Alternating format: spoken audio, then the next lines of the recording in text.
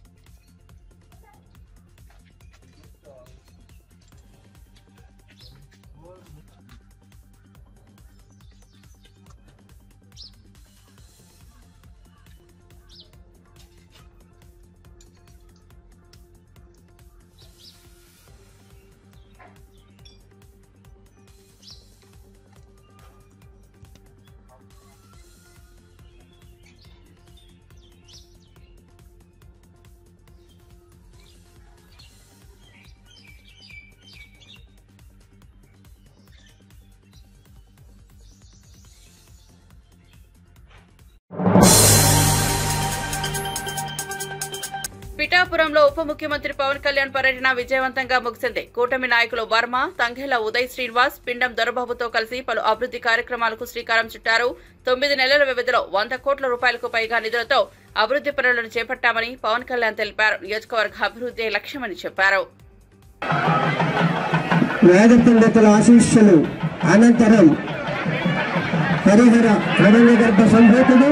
వేదవేంద్ర సత్యనారాయణ స్వామి ఆశీస్సులు అందజేశారు ఈవో గారు, వారి బృందం.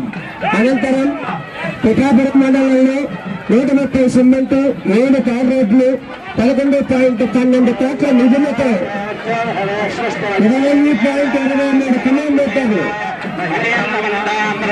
మరియు అభివృద్ధి పనులు శిలాఫలకాన్ని ఆవిష్కరిస్తున్నారు.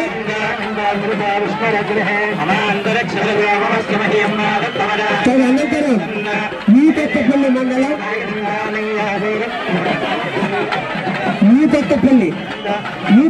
మండలం 99 సిమెంట్ రోడ్లు 6.69 కోట్ల నిధులతో 11.65 కిలోమీటర్ల మేర మరియు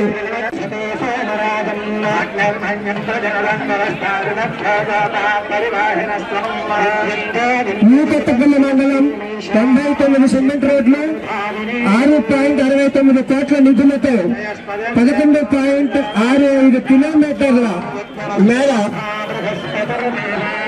రహదారులు మరియు ఇతర అభివృద్ధి పనులకు శిలాఫలకాన్ని ఆవిష్కరించారు గౌరవ ఉప ముఖ్యమంత్రి గారు. అనంతరం జల్లప్రేల మండలం 9 కిలోమీటర్లు మరియు ఇతర అభివృద్ధి కార్యక్రమాలు వాటికి శిలాఫలకాన్ని ఆవిష్కరిస్తున్నారు. ఈనాటి ముఖ్య అతిథి గౌరవనీయులు ఆంధ్రప్రదేశ్ రాష్ట్ర ఉప ముఖ్యమంత్రి వర్యులు Shri Konidela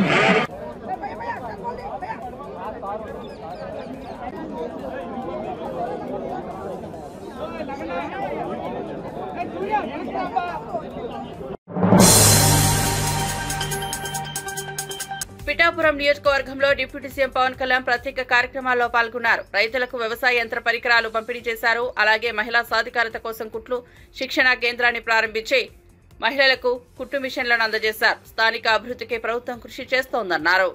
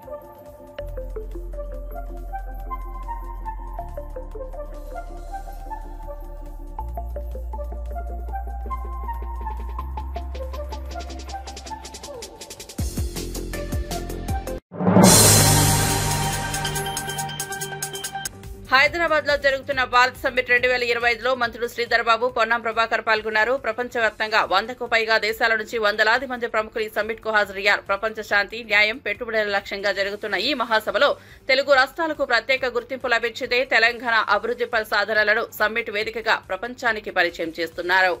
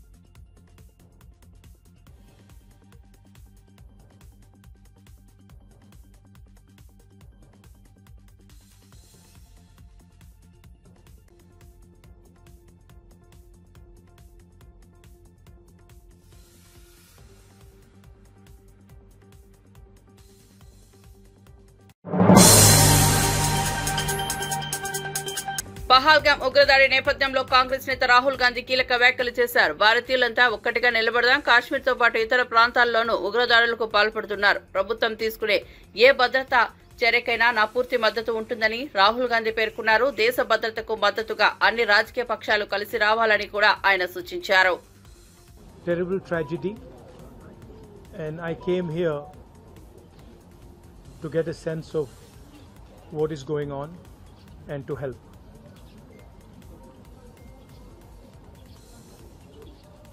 The entire people of Jammu and Kashmir have condemned this terrible action, and they have fully supported the nation at this time. I met one of the people who was injured. I of course couldn't meet other family members and other people because the injured people have gone back. My love and affection to everybody who has lost family members, and I want Adinarayana Reddy శక్తికి మించి ఆలోచిస్తున్నారని, కూటమి ప్రభుత్వంలో అన్ని తన చేతిలో ఉన్నట్లు భావిస్తున్నారని MLC Ramasubba Reddy ధ్వజమెత్తారు.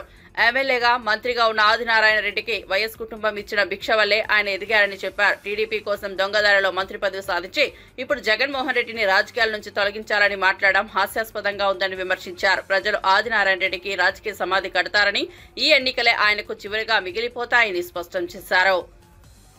ఆయన చేతుల్లో ఏదో ఉన్నట్టు, ఆయన ఏదో గొప్ప మహానాయకుడు అయినట్టు.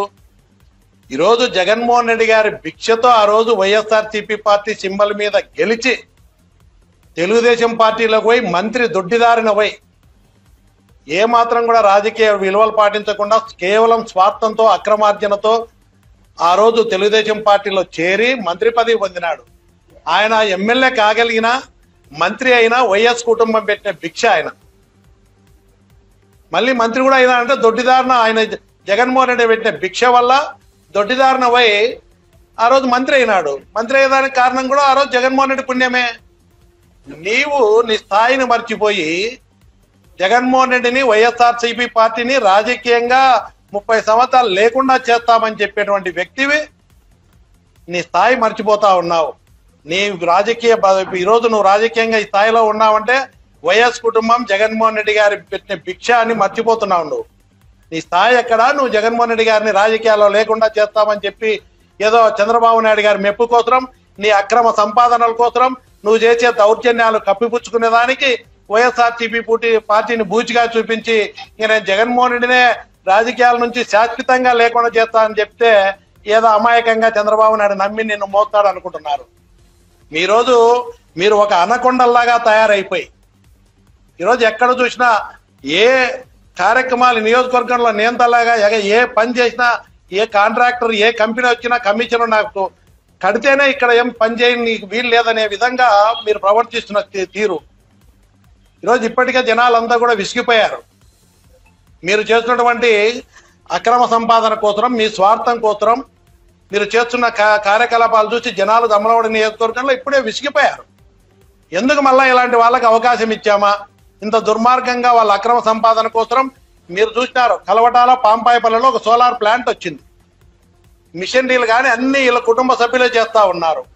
రైతుల యొక్క పంట పొలాల్లో పట్టా భూముల్లో కూడా దౌర్జన్యంగా సోలార్ కంపెనీ వచ్చి పనులు చేస్తా ఉంది. ఈరోజు డీకేటీ భూములు ఇచ్చే దౌర్జన్యంగా ఏ పర్మిషన్ లేకుండా పోయి దౌర్జన్యంగా వీళ్ళ అండతో అక్కడ రైతులకు అన్యాయం చేస్తా ఉన్నారు. అదేవిధంగా గవర్నమెంట్ భూమి ఉంది. గవర్నమెంట్ ల్యాండ్ లో కొంతమంది భూమి లేని రైతులందరూ కూడా వ్యవసాయం కోసం ఎకరాకు 2 లక్షలు 3 లక్షలు వాళ్ళ శక్తి కొద్ది ఖర్చు పెట్టి భారత సమ్మిట్ ఉద్దేశం అందరికీ న్యాయం చేకూర్చడమే అని గౌరవ ఉప ముఖ్యమంత్రి బట్టి విక్రమార్క తెలిపారు. హైదరాబాద్ లో జరుగుతున్న భారత్ సమ్మిట్ లో ఆయన మాట్లాడుతూ సమాజంలోని అన్ని వర్గాలకు సమాన హక్కుల అవకాశాలు కల్పించేందుకు ఈ సమ్మిట్ వేదిక అవుతుందని చెప్పారు. ప్రపంచవ్యాప్తంగా నిపుణులు ప్రముఖులు పాల్గొనడంతో తెలంగాణ ప్రతిష్ట మరింత పెరుగుతుందని వివరించారు. సమాజ పురోగతికి సమతుల్య అభివృద్ధి న్యాయమే మార్గదర్శకంగా భారత్ ముందుకు సాగుతోందన్నారు. శ్రీ మల్లికార్జున్ ఖర్గే గారు అఖిల భారత కాంగ్రెస్ కమిటీ అధ్యక్షులు, అట్లాగే లోక్సభలో ప్రతిపక్ష నాయకులు శ్రీ రాహుల్ గాంధీ గారు ఆనాటి నెహ్రూ గారి స్ఫూర్తితో మరొకసారి ప్రపంచానికి ఎప్పుడు సమస్యలు ఉత్పన్నమైన కాంగ్రెస్ పార్టీ అతిపెద్ద రాజకీయ పార్టీగా, అతిపెద్ద ప్రజాస్వామ్య దేశంలో ఉన్న రాజకీయ పార్టీగా ఈ ప్రపంచానికి దిశా నిర్దేశం చేసేటువంటి కార్యక్రమానికి నాంది పలికి ఈ భారత్ సమ్మిట్ ని కాంగ్రెస్ ప్రభుత్వం, తెలంగాణ రాష్ట్ర ప్రభుత్వం కాంగ్రెస్ మూల సిద్ధాంతాలని ఆలోచన బేస్ గా చేసుకుని ఈ భారత్ సమ్మిట్ ని ఏర్పాటు చేయడం జరిగింది. సో ఈ రోజు పెద్ద ఎత్తున ఈ భారత్ సమ్మిట్ కి ప్రపంచవ్యాప్తంగా ప్రగతిశీల భావాలు కలిగినటువంటి వాళ్ళు, శాంతి కాముకులు, గ్లోబల్ జస్టిస్ జరగాలని కోరుకున్నటువంటి వాళ్ళు, అసమానతలు లేనటువంటి సమాజాన్ని నిర్మించాలనుకున్నటువంటి వాళ్ళు పెద్ద ఎత్తున ఈ భారత్ సమ్మిట్ లో పాల్గొనడానికి ఇక్కడ వచ్చారు. అనేక దేశాలు ఇందులో పాల్గొన్నటువంటి వాళ్ళందరూ కూడా ఈ రోజు పెద్ద ఎత్తున 8 ప్యానెల్స్ గా ఈ రోజు ఉదయం నుంచి సాయంత్రం వరకు క్లోజ్డ్ డోర్స్ డిస్కషన్ జరిగాయి. వాటిలో multilateralism, youth empowerment and gender empowerment, climate justice, social justice, peace and Telangana rising అన్ని అంశాలతో చర్చలు అనేక రకాలుగా జరుగుతూనే ఈ తెలంగాణ రాష్ట్రం యొక్క ఉన్నటువంటి పరిస్థితులు, చేస్తున్నటువంటి అభివృద్ధి, ఈ దేశంలో తెలంగాణ రాష్ట్రం ఏ రకంగా ఇటు సామాజిక న్యాయంతో పాటు అభివృద్ధిని రెండింటినీ మేళవించి కాంగ్రెస్ పార్టీ మూల సిద్ధాంతాలు ఎట్లా తీసుకుపోతుందో కూడా డెలిగేట్స్ అందరికీ వివరించడం జరిగింది. ఈ వివరణలో పాల్గొన్నటువంటి అనేక మంది పారిశ్రామికవేత్తలు, దేశాధినేతలు అందరూ కూడా తెలంగాణ తీసుకున్నటువంటి భారత్ సమ్మిట్, అలాగే తెలంగాణ రాష్ట్ర ప్రభుత్వం తీసుకున్నటువంటి సంక్షేమ అభివృద్ధి కార్యక్రమాల పట్ల వారు సంతోషాన్ని వ్యక్తపరచడమే కాకుండా ఈరోజు గ్లోబల్ జస్టిస్ కోసం రాహుల్ గాంధీ గారు తీసుకున్నటువంటి న్యాయ అనేటువంటి సిద్ధాంతం పైన గ్లోబల్ జస్టిస్ కోసం తెలంగాణ ప్రభుత్వం చేసినటువంటి ఈ ప్రక్రియని ఇందులో పాల్గొన్నటువంటి డెలిగేట్స్ అందరూ కూడా మనస్ఫూర్తిగా అభినందించడమే కాకుండా బీఆర్ఎస్ నేత కేటీఆర్ పై మహిళా నాయకురాలు ఇందిరా శోభన్ తీవ్ర స్థాయిలో విరుచుకుపడ్డారు. ఇప్పటికే అబద్దాలు చెప్పుకుని ప్రజలను మభ్యపెట్టే ప్రయత్నం చేస్తున్నారని విమర్శించారు. ప్రజలెప్పుడో బీఆర్ఎస్ కు గుణపాఠం చెప్పారు, కానీ ఇంకా కేటీఆర్ మాయమాటలతో పాపం గడుపుతున్నారని మండిపడ్డారు. తెలంగాణలో కాంగ్రెస్ ప్రభుత్వమే అభివృద్ధి సంక్షేమం తెచ్చిందని స్పష్టం చేశారు. కేటీఆర్ అసత్య ప్రచారాలకు ప్రజలు ఇక మోసపోరని, తక్షణమే ప్రజల బాగోగులు, హక్కుల కోసం నిజాయితీగా పనిచేయాలని సూచించారు. నిన్న కేటీఆర్ గారు ప్రెస్ మీట్ పెట్టి గాంధీ కలలు కన్నటువంటి గ్రామ స్వరాజ్యాన్ని మా నాయన కేసీఆర్ చేసిండు, ఇవాళ కాంగ్రెస్ హయాంలో గ్రామాలు పూర్తిగా కన్నీళ్లు పెడుతున్నాయని చెప్పి మాట్లాడడం జరిగింది. నిజమే, ఆనాడు కాంగ్రెస్ పార్టీ పల్లెల్లో ఉన్నటువంటి పేద కుటుంబాలకు ఇల్లు కట్టించింది, వాళ్ళకి భూములు ఇచ్చింది, వ్యవసాయం చేసుకోమని చెప్పింది, వాళ్ళకి కావలసిన బోర్లు వేపించింది, వాళ్ళకి కావలసినటువంటి ఆహార పథకానికి సంబంధించినటువంటి రేషన్ కార్డులు ఇచ్చింది, వాళ్ళకి కావలసినటువంటి గుడిని, బడిని అన్ని కూడా వాళ్ళకి అందుబాటులో చేసింది. కరెక్ట్. కానీ మరి మీ నాయన ఏం చేసిండు? కాంగ్రెస్ వాళ్ళు ఇచ్చినటువంటి పేదలకు ఇచ్చిన భూములను కూడా లాక్కొని ఇవాళ మీరు బడాబాబులకు కట్టబెట్టిరన్న సంగతి మర్చిపోతే ఎట్లా కేటీఆర్ గారు?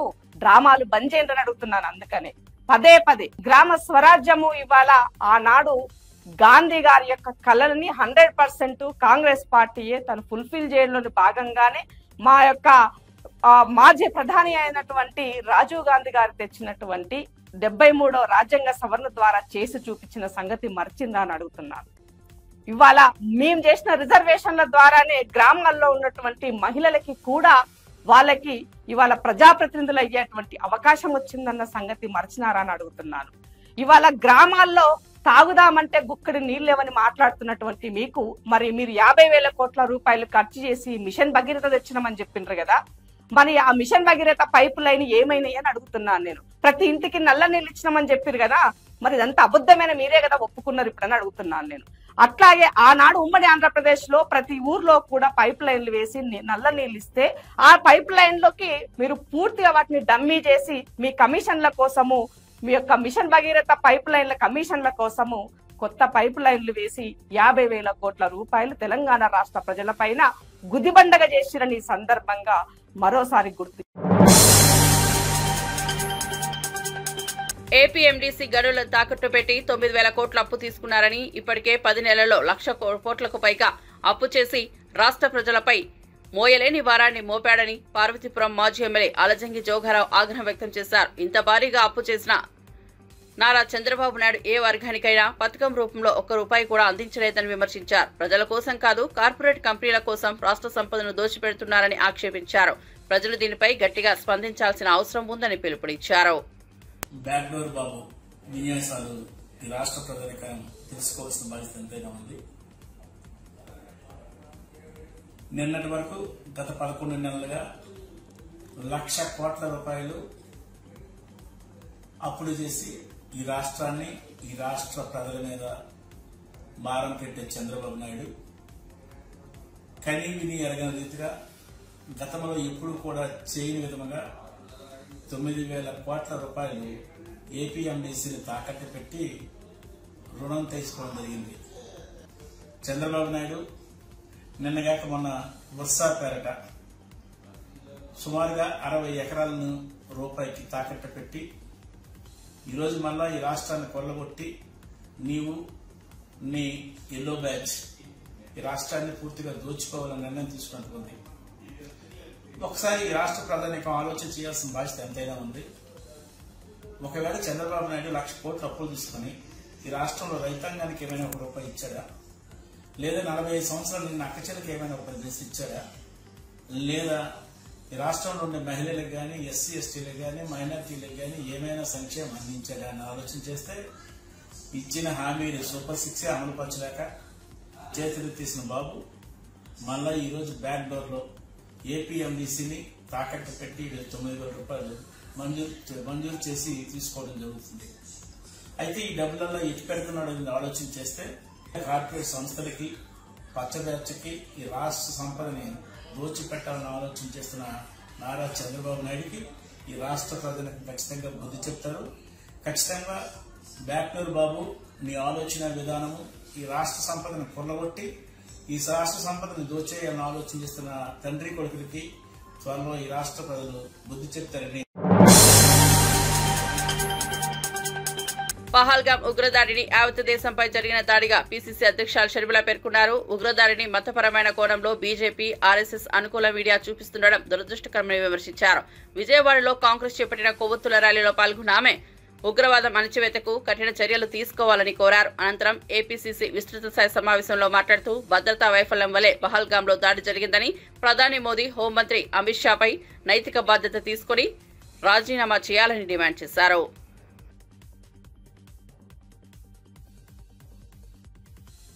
చనిపోయిన వారిలో చాలా మటుకు హిందువులు ఉన్నా కూడా ఒక ముస్లిం కూడా ఉన్నాడు. ఆ చనిపోతున్న హిందువులను కాపాడే క్రమంలో ఆ ముస్లిం ని కాల్చడం జరిగింది. ఇది ఒక మతం మీద జరిగిన దాడి కాదు, భారతదేశం మీద జరిగిన దాడి. కానీ బీజేపీకి సంబంధించిన మీడియా అయినా, సోషల్ మీడియా అయినా ఇది ఒక మతం మీద జరిగిన దాడిలాగా సృష్టిస్తుంది. ఇది చాలా దురదృష్టకరం. ఉగ్రవాదం మీద పోరు జరగాల్సిందే.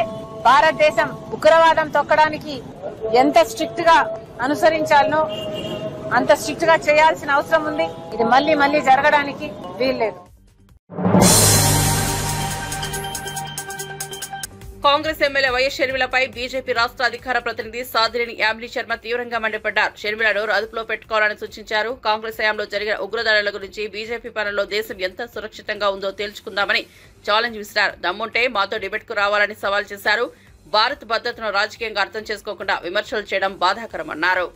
ఉగ్రవాదులు ఎవరైతే ఉన్నారో వారు పర్యాటకులాగా వచ్చినటువంటి మగవారిని వారి దగ్గరికి వెళ్లి మీ పేరేంటి, మీ మతం ఏంటి అని చెప్పని కనుక్కొని మరి వారు ఏ మతస్థులు అని చెప్పని తెలుసుకోవడం కోసం అని చెప్పని వారి ప్యాంటు కూడా విప్పదీసి మరి చూసి కాల్చి చంపినటువంటి ఘటన యావత్ భారతదేశాన్ని కాదు ప్రపంచాన్ని కూడా దిగ్భ్రాంతికి గురి చేసింది.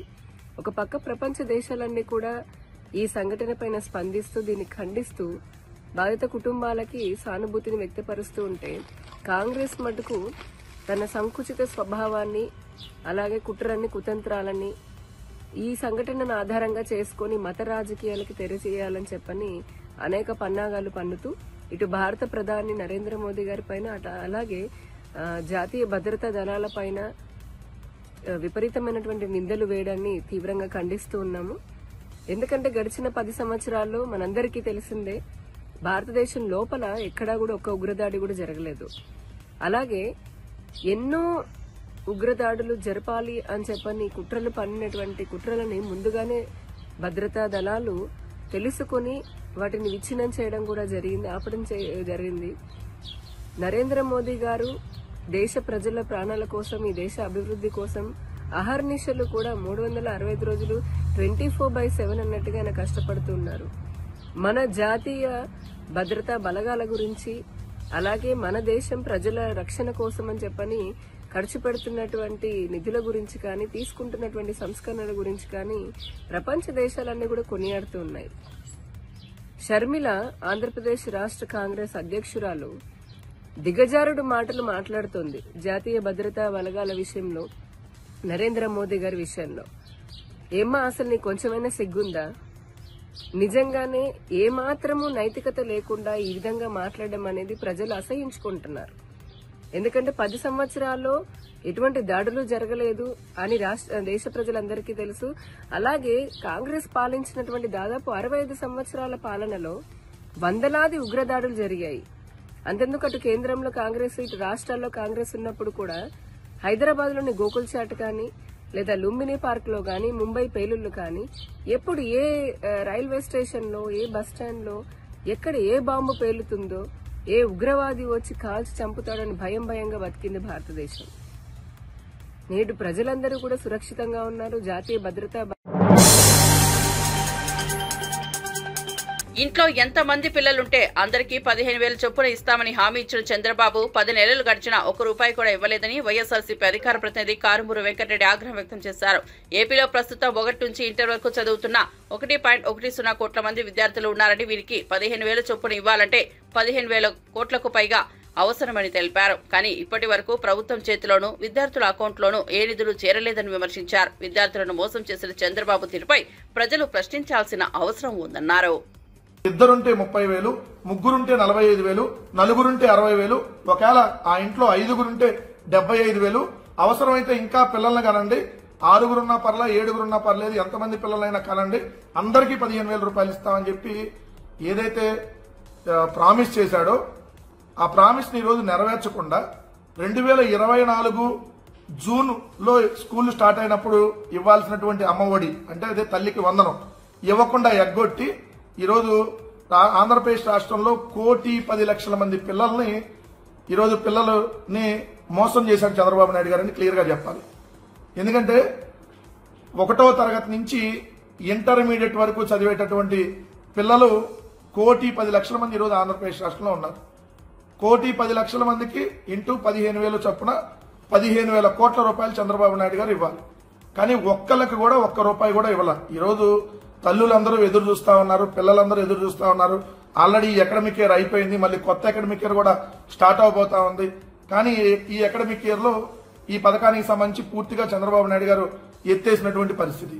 కానీ జగన్మోహన్ రెడ్డి గారు ఉన్నప్పుడు 2019-20 సంవత్సరానికి సంబంధించి 42,33,098 మంది తల్లులకి 6,349 కోట్లు, అలానే 2020-21 సంవత్సరంలో 44,48,865 మంది తల్లుల అకౌంట్ లో 6,673 కోట్లు, తర్వాత 2021-22కి సంబంధించి 42,62,419 మంది తల్లులకి 6,393 కోట్లు, 2022-23లో ఏదైతే 2023 జూన్ నెలలో స్కూల్ స్టార్ట్ అయినటువంటి సమయానికి 42,61,000 మందికి 42,61,965 మంది తల్లుల అకౌంట్ కి 6,392 కోట్లు. అట్లా మొత్తం జగన్మోహన్ రెడ్డి గారు అమ్మఒడి అనేటటువంటి స్కీమ్ కింద 25,808 కోట్ల రూపాయలు జగన్మోహన్ రెడ్డి గారు ప్రతి తల్లి అకౌంట్ లో వేసినటువంటి పరిస్థితి. పిల్లల్ని స్కూల్ కు వెళ్తున్నారో లేదో మానిటరింగ్ కూడా చేసినటువంటి పరిస్థితి. వాలంటీర్ల ఆధ్వర్యంలో వాళ్ళు స్కూల్కి గానీ వెళ్ళకపోతే ఎందుకు వెళ్ళటం లేదు అనే దాన్ని మళ్ళీ ఇంటి దగ్గరికి తల్లిదండ్రుల దగ్గరకు వచ్చి ఎంక్వైరీ చేసి మళ్ళీ స్కూల్ కి సమాచారం ఇచ్చినటువంటి పరిస్థితులు. అంత ట్రాన్స్పరెంట్ గా ఆ రోజు విద్యా వ్యవస్థలో ఒక సమూల మార్పులు తీసుకురావడానికి అమ్మఒడి అనేటువంటి స్కీమ్ తో జగన్మోహన్ రెడ్డి గారు ఏదైతే పేదలందరికీ మంచి చేస్తే ఈరోజు చంద్రబాబు నాయుడు గారు తల్లికి వందనం పేరుతో